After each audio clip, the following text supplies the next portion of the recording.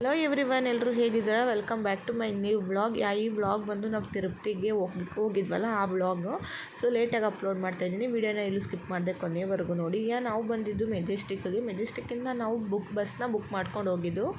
And ಫೈನಲಾಗಿ night ಅಲ್ಲೇ ಊಟ ಎಲ್ಲ ಮಾಡಿಕೊಂಡು ನಮ್ದು ಏನಿದೆ ಅಂದರೆ ಪರ್ಸ್ನಲ್ ಏನಿದೆ ಅದನ್ನೆಲ್ಲ ಮುಗಿಸ್ಕೊಂಡು ಬಂದ್ವಿ. ಸೊ ಬಸ್ ಇನ್ನೂ ಬಂದಿರಲಿಲ್ಲ. ಸೊ ಅದಕ್ಕೋಸ್ಕರ ಬಸ್ಗೆ ವೆಯ್ಟಿಂಗ್ ಮಾಡ್ತಾಯಿದ್ವಿ.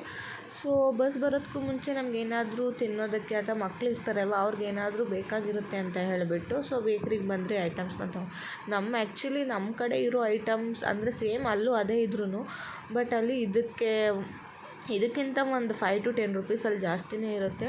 ಸೊ ಫೈನಲಾಗಿ ನೋಡ್ತಾ ಇರ್ಬೋದು, ತಿಂಡಿಗಳನ್ನೆಲ್ಲ ತೊಗೊಂಡು ಬಂದು ಕೂತ್ಕೊಂಡ್ವಿ. ಆ್ಯಕ್ಚುಲಿ ಅಮೌಂಟ್ ಎಲ್ಲ ಪೇ ಮಾಡಿ ಬಸ್ ಬುಕ್ಕಿಂಗ್ ಎಲ್ಲ ಆಯಿತು. ಸೊ ಇನ್ನೇನಿದ್ರು ಬಸ್ ಬರಬೇಕು. ಸೊ ಅಷ್ಟರಲ್ಲಿ ತಿಂಡಿ ಎಲ್ಲ ತೊಗೊಂಡು ಬಂದ್ವಿ. ಸೊ ಅದನ್ನೆಲ್ಲ ಮಾಡಿಕೊಂಡು ಕೂತ್ಕೊಂಡ್ವಿ. ಸೊ ಇನ್ನೂ ಬಸ್ ಬಂದಿರಲಿಲ್ಲ.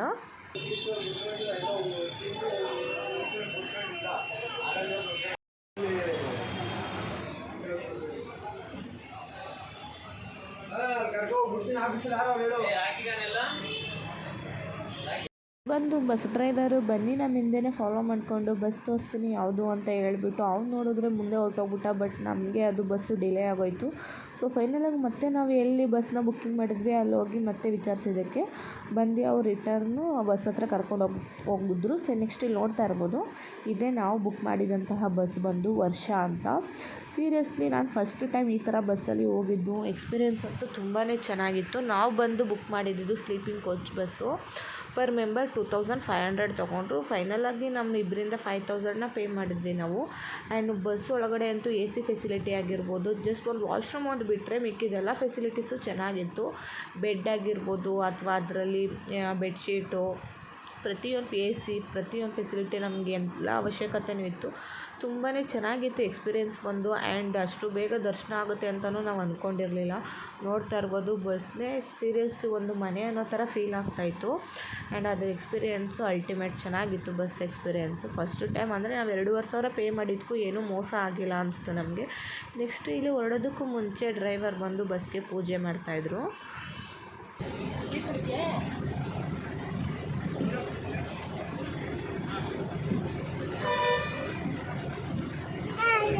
ಫೈನಲಾಗಿ ಬಸ್ಸೇನೋ ಹೊರಡ್ತು. ಬಸ್ಸು ಬ್ಯಾಂಗ್ಳೂರು ಬಿಟ್ಟಾಗ ಆ್ಯಕ್ಚುಲಿ 12:30 ಆಗಿತ್ತು. ಸೊ ನಾವು ತಿರುಪತಿಗೆ ರೀಚ್ ಆದಾಗ ಬಂದು 4:30 ಸಮಥಿಂಗ್ ಏನೋ ಆಗಿತ್ತು. ಅಂದರೆ 5 hours ನಾವು ಇಲ್ಲಿಗೆ ರೀಚ್ ಆಗಿದ್ವಿ. ಸೊ ಅವರೇ ರೂಮ್ ಫೆಸಿಲಿಟಿ ಕೂಡ ಕೊಟ್ಟಿದ್ದರು. ಸೊ ನಾವು ಕೂಡ ಪಂಚಮುಡಿ ಕೊಡಬೇಕಾಗಿತ್ತು. ಇನ್ನು ಸ್ನಾನ ಮಾಡೋದಕ್ಕೆಲ್ಲ ಆಗಲ್ಲ ಅಂತ ಹೇಳಿಬಿಟ್ಟು ಸೊ ನಾವೇನು ಮಾಡಿದ್ವಿ, ಮುಖ ಕೈಕಾಲು ತೊಳ್ಕೊಂಡು ಬ್ರಷ್ ಮಾಡಿಕೊಂಡು ಸೊ ಟಿಫನ್ನ ಅಂದರೆ ಅವ್ರದ್ದೇ ಎಲ್ಲ ಟಿಫನ್ ಊಟದ್ದೆಲ್ಲ ಅವ್ರದ್ದೇ ಇದ್ದಿದ್ದರಿಂದ ಸೊ ಟಿಫನ್ ಕೊಡಿಸಿದ್ರು. ಟಿಫನ್ ಮಾಡಿಕೊಂಡು ನಾವು ನೆಕ್ಸ್ಟು ಅಂದರೆ ಅಲ್ಲಿಂದ ಬಸ್ಸು ಮೇಲಕ್ಕೆ ಹೋಗೋದಿಲ್ಲ. ಸೊ ಗೈಸ್ ನಾವು ಬೆಟ್ಟ ಹತ್ತಲಿಲ್ಲ, ಓಕೆನಾ. ಅಂದರೆ ಮಕ್ಕಳನ್ನ ಕ್ಯಾರಿ ಮಾಡಿಕೊಂಡು ಲಗೇಜ್ ಎತ್ಕೊಂಡು ಬೆಟ್ಟ ಹತ್ತೋದಕ್ಕೆ ಕಷ್ಟ ಆಗುತ್ತೆ ಅಂತ ಹೇಳ್ಬಿಟ್ಟು ನಾವು ಡೈರೆಕ್ಟ್ ಅಲ್ಲಿಂದ ಕಾರ್ ಬುಕ್ ಮಾಡಿಕೊಂಡು ಬೆಟ್ಟದ ಮೇಲೆ ಹೋದ್ವಿ. ನೆಕ್ಸ್ಟ್ ಅಲ್ಲಿ ಬಂದು ನೋಡ್ತಾ ಇರ್ಬೋದು ಸರ್, ಅಂದರೆ ನಾನು ಫಸ್ಟ್ ಟೈಮ್ ಈ ಪ್ಲೇಸ್ನ ನೋಡ್ತಾ ಇರೋದ್ರಿಂದ ಏನೋ ಒಂಥರ ಮನಸ್ಸಿಗೆ ಒಂಥರ ನೆಮ್ಮದಿ ಅನಿಸ್ತಾಯಿತ್ತು. ಮತ್ತು ಅದ್ರ ವೆದರ್ ಅಂದರೆ ನಮ್ಮ ಕರ್ನಾಟಕದ ವೆದರೇ ಬೇರೆ, ಅಲ್ಲಿನ ವೆದರೇ ಬೇರೆ. ಅಂದರೆ ಏನೋ ಒಂಥರ ಅಲ್ಲಿಗೂ ಇಲ್ಲಿಗೂ ತುಂಬಾ ಡಿಫ್ರೆನ್ಸ್ ಕಾಣಿಸ್ತಿತ್ತು.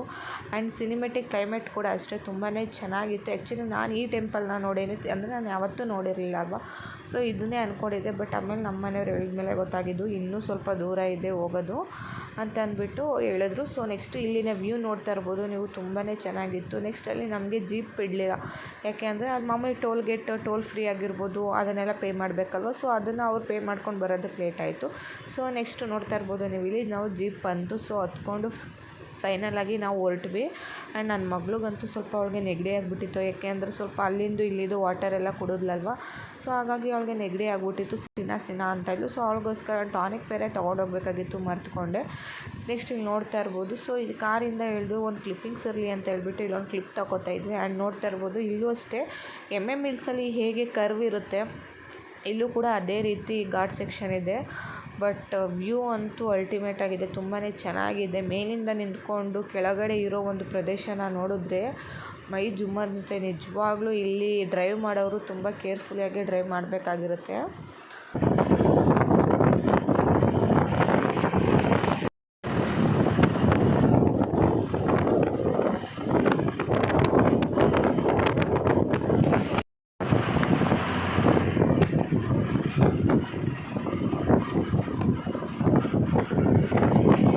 ಆ್ಯಕ್ಚುಲಿ ಪಾಪು ಜೊತೆಲಿ ಇದ್ದಿದ್ದರಿಂದ ಸ್ವಲ್ಪ ಕ್ಲಿಪ್ಪಿಂಗ್ಸ್ಗಳನ್ನ ತೊಗೊಳ್ಳೋದು ಡಿಲೇ ಆಗೋಯಿತು.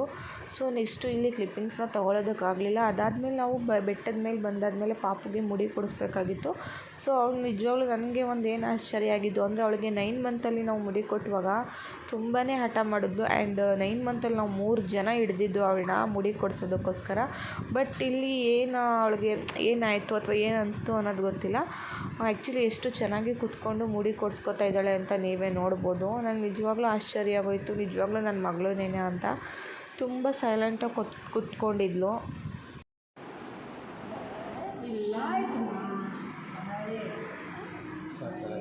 ಇಲ್ಲಿ ಮುಡಿ ಕೊಟ್ಟಾಯಿತು ಅವ್ಳಿಗೂ. ಸೊ ಅವ್ಳಿಗೂ ಫ್ರೆಶ್ ಅಪ್ ಮಾಡಿಸಿ ನಾವು ಫ್ರೆಶ್ ಅಪ್ ಆಗಿ ಬಂದ್ವಿ. ಆ್ಯಂಡ್ ನೋಡ್ತಾ ಇರ್ಬೋದು ನಾವಿಲ್ಲಿ ಯಾವುದೇ ರೀತಿ ರೆಡಿ ಆಗಲಿ ಅಥವಾ ತಲೆ ಬಚ್ಕೊಳ್ಳೋದು ಏನೂ ಮಾಡಿರಲಿಲ್ಲ. ಆ್ಯಕ್ಚುಲಿ ಅಂದರೆ ಅವ್ರು ಕರ್ಕೊಂಡು ಬಂದಿದ್ರು ಅಲ್ವಾ, ಅವ್ರು ಸ್ವಲ್ಪ ಅರ್ಜೆಂಟ್ ಮಾಡ್ತಾಯಿದ್ರು, ಅಂದರೆ ದರ್ಶನಕ್ಕೆ ಹೋಗೋದಕ್ಕೆ ಕ್ಯೂ ಜಾಸ್ತಿ ಆಗಿಬಿಡುತ್ತೆ ಅಂತ.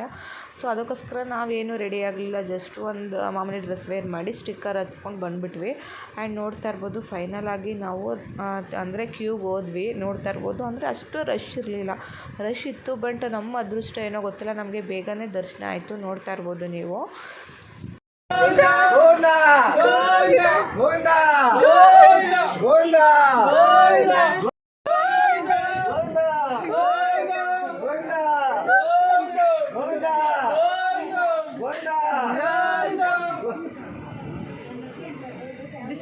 ದಿಶಾ ಗೋವಿಂದ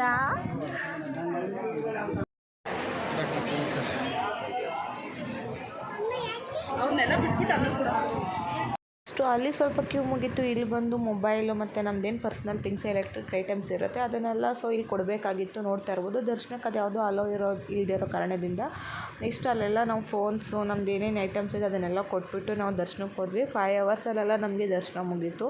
ಸೊ ಫೋನಲ್ಲಿ ಅಲೋ ಇಲ್ಲದಿರೋ ಕಾರಣದಿಂದ ನಾನು ಯಾವುದೇ ರೀತಿ ವೀಡಿಯೋಸ್ ಮಾಡ್ಕೊಂಡಿಲ್ಲ. ಆ್ಯಂಡ್ ಇದು ಬಂದು ನಾವು ಆಚೆ ಬಂದಮೇಲೆ ವೀಡಿಯೋನ ಶೂಟ್ ಮಾಡ್ಕೊಂಡಿರೋದು. ಇದು ಬಂದು ಏನು ಅಂದರೆ ಲಾಡು ಸೆಂಟರ್, ಅಂದರೆ ಲಾಡು ತೊಗೊತಾರೆ ಗೊತ್ತಾ, ಅದು ಅಲ್ಲಿ ಬಂದು ನಾನು ಈ ವಿಡಿಯೋನ ಶೂಟ್ ಮಾಡ್ಕೊಂಡಿರೋದು.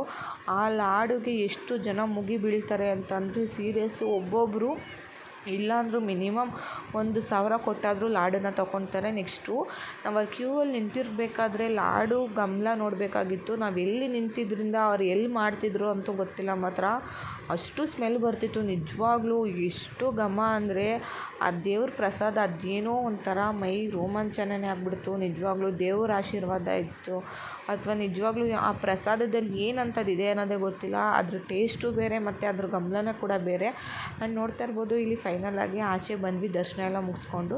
ಸೊ ನೈಟ್ ನೆಕ್ಸ್ಟ್ ಊಟ ಕೊಟ್ಟರು, ಊಟ ಎಲ್ಲ ಮಾಡಿಕೊಂಡು ನಮ್ಮದು ಬಸ್ ಹತ್ತಿದ್ವಿ. ಸೊ ಇದಾಗಿತ್ತು ನಮ್ಮದು ತಿರುಪತಿ ಜರ್ನಿ. ಮತ್ತು ಇನ್ನೂ ವೀಡಿಯೋ ಶೂಟ್ ಮಾಡ್ಕೊಳ್ಬೋದಾಗಿತ್ತು, ಬಟ್ ಮೊಬೈಲ್ ಅಲೋ ಇಲ್ದಿರೋ ಕಾರಣದಿಂದ ಪಾಪು ಇದರಿಂದ ವೀಡಿಯೋ ಮಾಡೋದು ಡಿಲೇ ಆಯಿತು. ನೋಡ್ತಾ ಇರ್ಬೋದು ಇವಳಿಗೆ ಇದೊಂದು ಕೊಡಿಸ್ದೆ ತಿರುಪ್ತಿಲಿ.